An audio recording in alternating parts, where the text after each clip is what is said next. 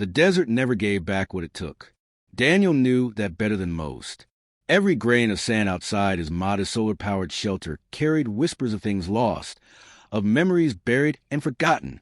He had chosen this exile deliberately, turning his back on a world that moved too fast, a world that once hailed him as a genius and then discarded him just as easily. Here, amidst the blistering winds and heat-soaked silence, he could be no one, and no one was safe. It was the kind of silence that made noise feel foreign. So when the skies screamed one evening, splitting into a jagged arc of fire and smoke, Daniel froze on the porch, a half-finished cup of coffee trembling in his hand. The object tore across the horizon, too fast, too angular to be a meteor. It vanished behind a dune with a muted thud that the wind quickly swallowed.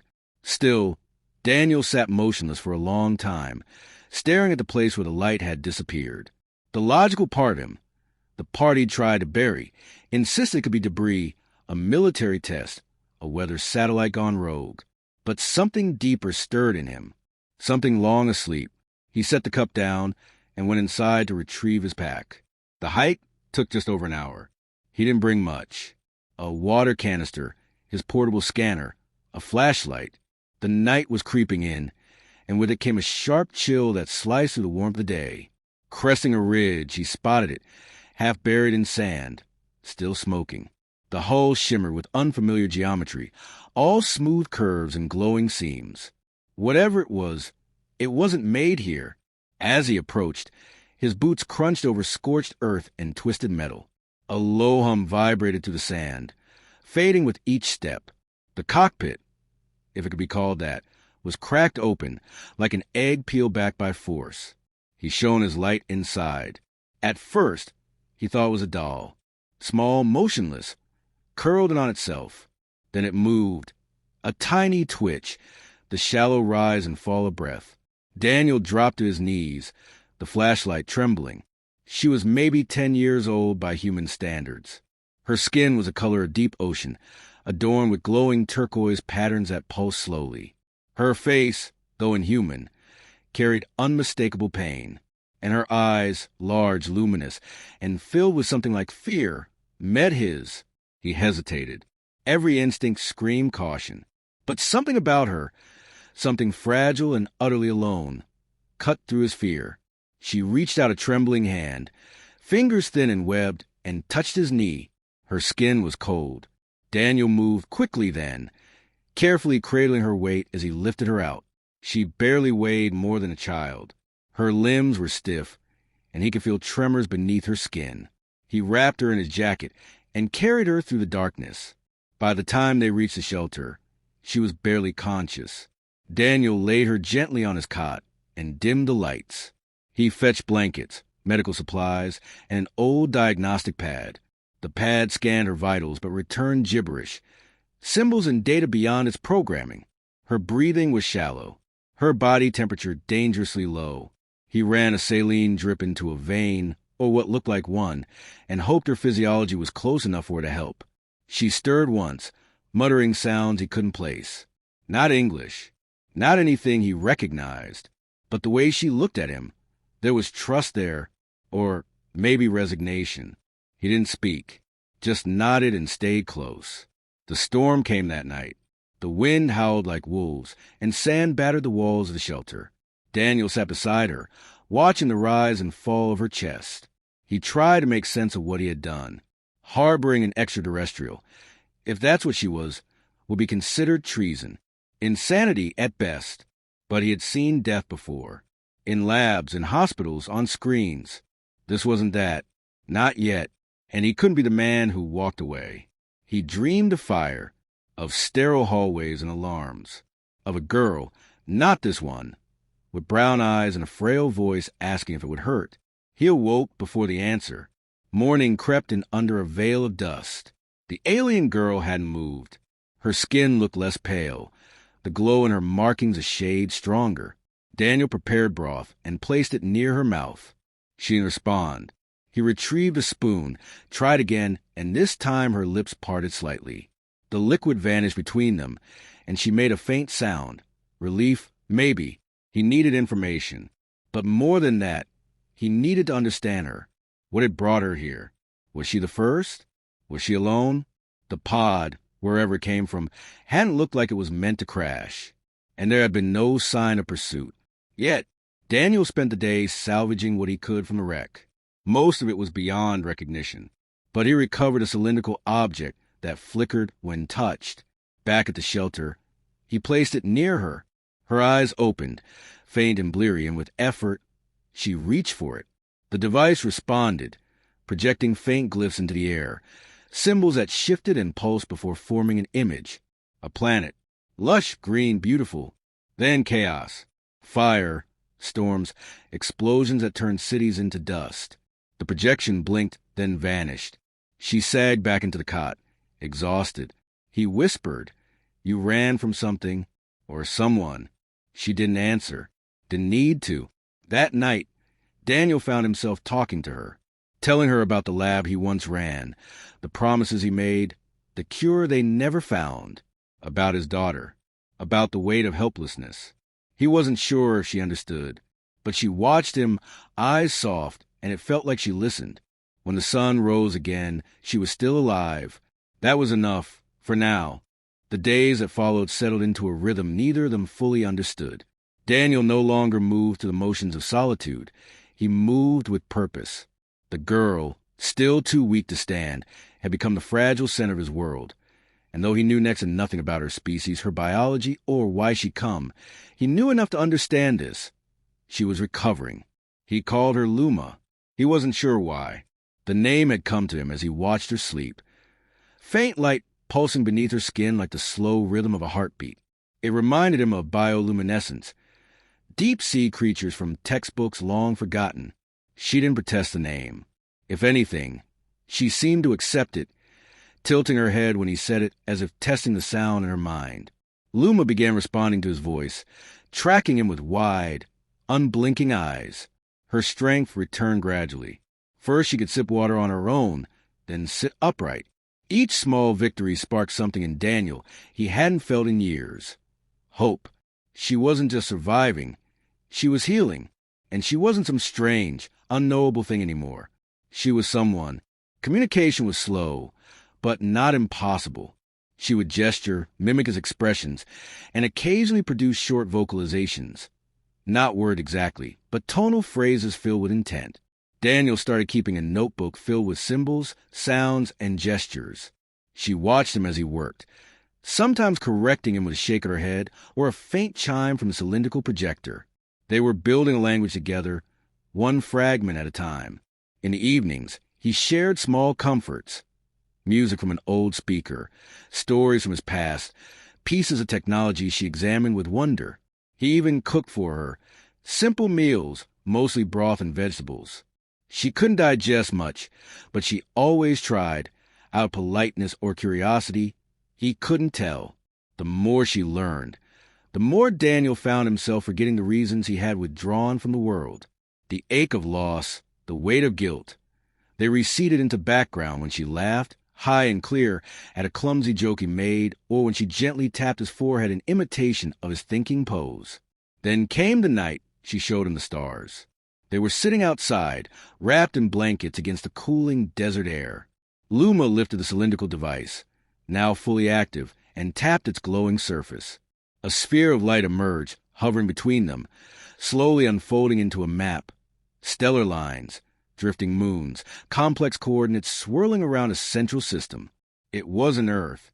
Daniel's heart caught as he realized what he was seeing. Her home. She pointed to a bright cluster on the edge of the display, then to herself. "That's where you're from," he said softly. She nodded. She swiped the air, and the map zoomed in, showing a lush planet, ringed in light, oceans vast and glittering. Then the image fractured. Fires bloomed across its surface. Towers fell. A storm of energy engulfed the city and erased it in seconds. Daniel reached out instinctively as if to shield her from it. She turned the display off with a quiet sound he thought might have been grief. She didn't speak. She didn't need to. He sat in silence beside her, heart heavy. War, disease, destruction. It didn't matter the planet. The cost was always the same. He had seen too much of it himself. And now she was alone. The last of her kind? A refugee? He didn't know. He wasn't sure he wanted to. All he knew was that he had made the right choice. Days passed. The desert grew colder as the season turned, and Daniel worked to strengthen the shelter, adding insulation, running diagnostics on old solar panels. Luma helped in small ways, moving light objects, adjusting devices with surprising dexterity. She had begun to speak now, using broken English, soft and clipped. He remembered the first word she used correctly. "Safe," she whispered, curling up on the cot. "Here, Safe." Daniel nodded, unable to speak. He had told himself he wasn't trying to replace anyone, that this wasn't about his daughter. But in that moment, he let go of the lie. Maybe it wasn't about replacement. Maybe it was about redemption. He taught her earth terms, sun, wind, water. She absorbed them quickly, storing them somewhere behind those luminous eyes. In return, she taught him names for things he couldn't pronounce. He tried anyway, and she laughed gently each time he failed. One evening, as he cataloged samples from the wrecked pod, he noticed a strange fluctuation in the nearby power grid. Minor surges. Nothing too serious, but odd. His systems were shielded and off-network. He hadn't had a signal reach this far in years. Frowning, he activated the console and ran a deeper scan. There it was, a faint echo, a pulse on a government frequency. Too distant to triangulate precisely, but unmistakable. Something, or someone, had picked up a signal. He powered everything down that didn't need to run. Then he waited. Luma noticed a change in him. Her joy dimmed, her movements quieter. She didn't ask, not directly, but she watched him like a shadow. When he finally spoke, she answered with 2 words. "They come." He didn't ask how she knew. She just did. There was still time. Maybe days, maybe less. He started preparing, reinforcing the doors, disguising heat signatures, moving supplies into a storage compartment beneath the floorboards. Every action brought him back to the man he used to be, the strategist, the scientist, the problem solver. But he wasn't just building defenses. He was building a plan to run. She helped without question. No fear in her, only certainty. That night, he found her outside again, staring up at the stars. He joined her, kneeling in the sand. "Is someone looking for you?" he asked. She nodded slowly. "Not friends." He nodded in return. His breath fogged in the cooling air. The sky was achingly clear, the stars burning bright and distant. "Then we stay hidden. We survive. Together." She turned to him, her expression unreadable for a moment, then softened. She placed a hand on his chest, where his heart beat strong against the quiet. "Safe," she said again. He smiled, the expression tired but true. For now, they were together. For now, they had time. And the stars above watched in silence. The wind carried a strange stillness in the days that followed, like the hush before a storm breaks. Daniel had known silence before, chosen it, even. But this quiet was heavier, tinged with the weight of anticipation. Something was coming. He felt it in the brittle air, in the way the desert animals had vanished, in the unnatural stillness that settled over the land as though nature itself held its breath. He monitored the frequencies every morning. The echo was still there, growing stronger. Intermittent pings danced across his instruments, close enough now to be unsettling. Someone out there was searching, meticulously, relentlessly, and drawing closer with each pass. Luma remained calm. Or rather, she hid her fear well. She had taken to sleeping less, standing by the windows at night, with eyes turned skyward, her glow dimmer but steadier. She seemed to be listening to something Daniel couldn't hear. Sometimes she would hum, a quiet vibration in her throat, the tone strange and haunting. He asked her once what it meant. "It's a signal," she said after a pause. "To others, if others still live." Daniel didn't push further. He could see how the thought of being alone haunted her, even if she didn't say it aloud. She was young, yes, but not a child in the way humans understood it. Her eyes held an old grief, one that hadn't dulled with time or distance. He spent his days teaching her more survival skills, desert tracking, basic mechanics. She learned fast, almost too fast, as if knowledge to her was instinctual. When he dismantled part of the rover to modify its exhaust trail, she corrected him before he made a mistake. He looked at her then, really looked, and saw not just a refugee or a lost girl, but a mind, a brilliant one, maybe even a match for his own. He wasn't sure whether that comforted or frightened him. One morning, while scanning the wreckage again for overlooked tech, Daniel found something half buried in the sand. It was smooth, cold, and pulsed faintly when his fingers brushed it. He brushed the dust off. A circular medallion, no bigger than his palm. Luma spotted it and froze. She rushed over, eyes wide with alarm. Her fingers trembled as she took it from him, held it to her chest. When she looked up, her voice cracked. Beacon! Daniel swore under his breath. It must have activated during the crash, emitting short pulses. Subtle, undetectable, unless you were looking for them. And whoever was hunting her, they were looking. He tried to deactivate it. No visible ports, no recognizable mechanism. He handed it to Luma. Can you shut it down? She shook her head. I try. Hours passed. Luma sat curled in a corner, the device cradled in her lap, eyes closed in deep concentration. Daniel worked beside her, reinforcing the shelter's defenses, burying heat sources, camouflaging the roof with dust and thermal netting. Every second felt like borrowed time. That night, Luma approached him silently, the beacon held loosely in one hand. It stopped, she said. He exhaled in relief, but her expression remained troubled. Too late, she added. They near. The choice lay before them like a blade. Run and risk exposure, or stay and risk confrontation. Daniel ran the simulations 100 times. Every route ended the same way. They'd find her, and if they found her, they'd find him too. Still, he prepared a secondary shelter hidden beneath a rock formation 2 miles east, small, shielded, barely enough to sustain them for a few days. It wasn't a plan. It was a desperate hope. Luma didn't argue. She packed the essentials quietly, slipping between shadows with eerie ease. She had changed since her arrival, more poised, more alert. Sometimes, Daniel caught himself wondering what she had been before the crash. A scout? A scientist? A soldier? On the third night, the sky changed. It wasn't a storm, though the winds howled like one. Lights rippled across the horizon, silent, shifting bands of white and violet that moved unnaturally fast. Daniel watched from a ridge, heart thudding. Not auroras, not flares. They moved with intent. Then came the sound, low, distant, rhythmic, not mechanical, organic, like breathing. He sprinted back to the shelter. They're here, he said, breathless. Luma stood already, eyes closed, the glow of her skin flaring softly. I feel them. There was no time for farewell. Daniel grabbed the emergency bag and gestured toward the trapdoor. Luma hesitated, then followed. They slipped into the narrow crawl space, sealing the hatch above them with layers of thermal foil. Total darkness swallowed them. Daniel activated the thermal suppressor. The device buzzed softly. He could hear Luma's breathing beside him, steady calm. Hours passed. They didn't speak. Above them, faint tremors rocked the earth. Dust drifted from the ceiling. Once, Daniel thought he heard footsteps or claws. He held his breath. Nothing came. The noises faded with the dawn.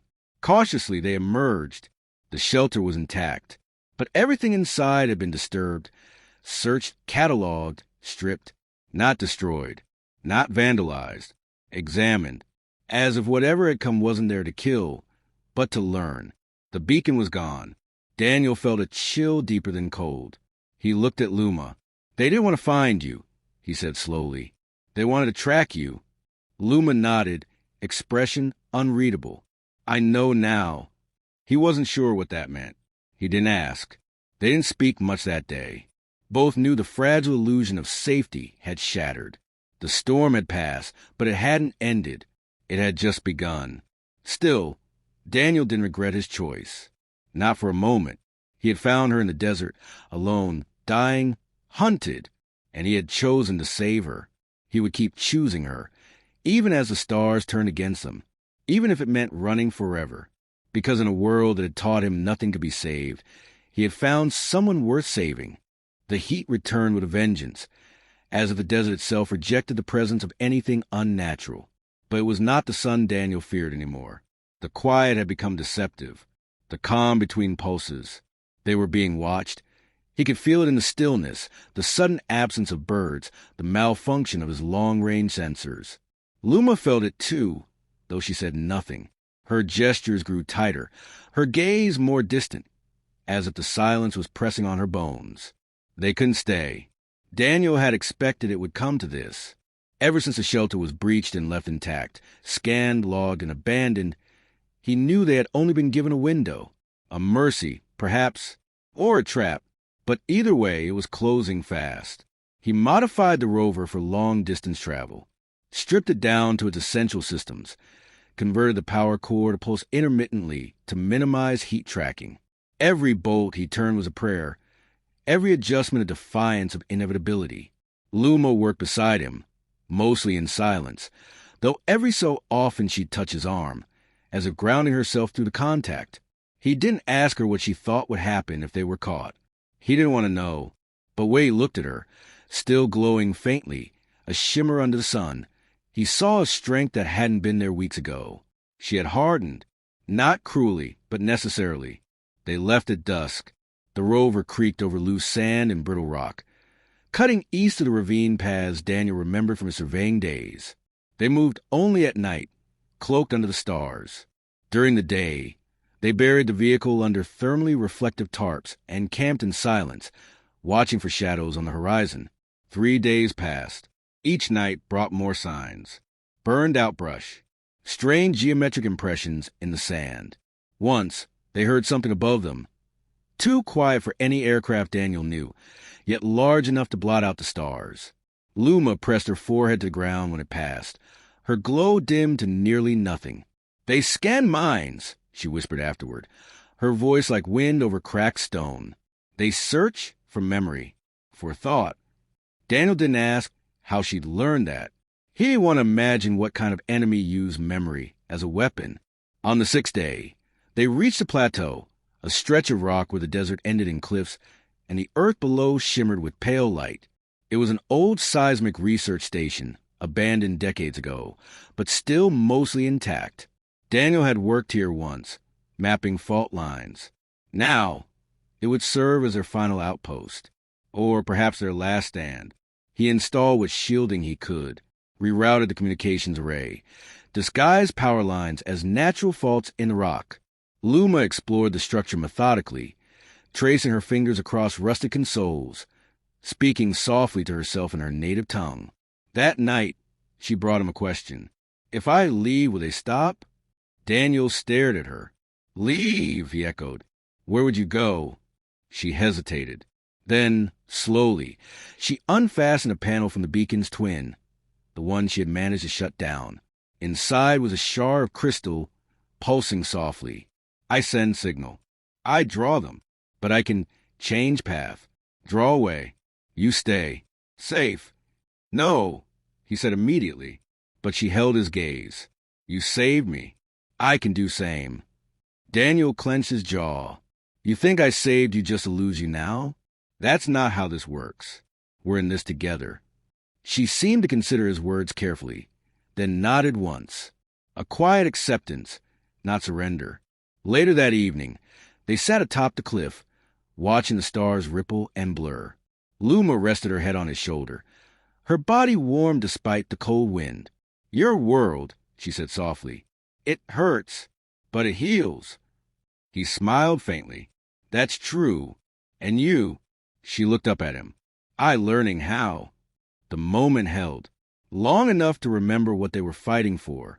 Not just survival, not just escape, but connection, memory, meaning. The signal returned on the 9th night. Stronger now, closer. Daniel didn't sleep. He sat at the old console, tracking the data stream, watching pulses of unknown code cascade across the screen. It wasn't random. It was a message, complex, layered, and not meant for human comprehension. But buried in it was a phrase he could understand. "We see you." He turned off the console. He told Luma nothing. She would have felt it anyway. The final day came quietly. There were no distant engines, no monstrous machines cresting the dunes. Just a change in the air, a density, a weight, as if gravity itself had shifted. Daniel stood outside the station, wind scraping dust across his boots. Luma emerged beside him, silent, resolute. In the distance, something shimmered. Not ships, not creatures. Shapes of light and shadow. Walking, drifting, unnatural. Luma stepped forward. "No," Daniel said, blocking her path. "I end it," she said. "You don't know that," he replied. "And if you go to them..." She placed a hand on his chest. "You gave me life again. I don't waste it." He wanted to stop her, wanted to run, to fight, to scream. But he saw it in her eyes. This was her choice. And she wasn't afraid. So he said only, "Come back." She nodded. Then she walked. The forms approached slowly. One by one, like dancers in a silent ritual. The air bent around them. Luma's glow intensified. First golden, then brilliant white. She raised the beacon crystal high. And then, light. Not destructive. Not violent. But absolute. A bloom of energy that swallowed sound. Swallowed thought. Daniel staggered back, shielding his eyes. When it faded, the plateau was empty. Luma was gone. He searched for her for hours. Days. The station remained. The equipment still worked. But of her, there was no sign. No tracks. No voice. Only the crystal, left on the ground, still pulsing faintly. He kept it. Weeks passed. Daniel stayed. He rebuilt the station slowly, restoring systems, mapping skies. Not for survival anymore, but to wait, to listen. Because sometimes, on the edge of sleep, he could hear her hum, soft, distant, filled with stars. And he knew she wasn't lost. She had gone forward. And maybe, just maybe, she'd return.